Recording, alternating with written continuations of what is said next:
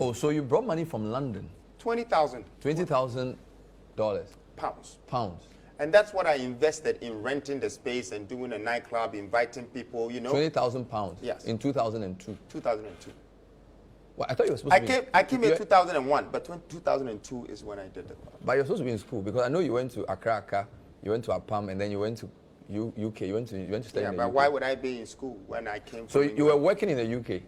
I was working for myself. So the first 20,000 pounds you made, you brought it to Ghana. It's not the first 20,000 pounds I made. The first money I made in England altogether was $1 million. How old but were when you? I was 21.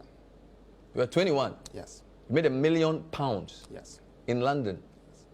Working for which company? I was working for myself. My company was GTU, Global Telecommunications and Utilities, Wow. and I was selling scraps. So it's You not were like working for yourself yes, in London. yes, And you made $1 million. Yes, I Age had a- 21. yes. I had my own office in Walthamstow. Wow. And I had 2 employees. So I've been responsible for people for a long time. $1 million. Yeah, pounds. £1 million Pounds. in 2001. Yes.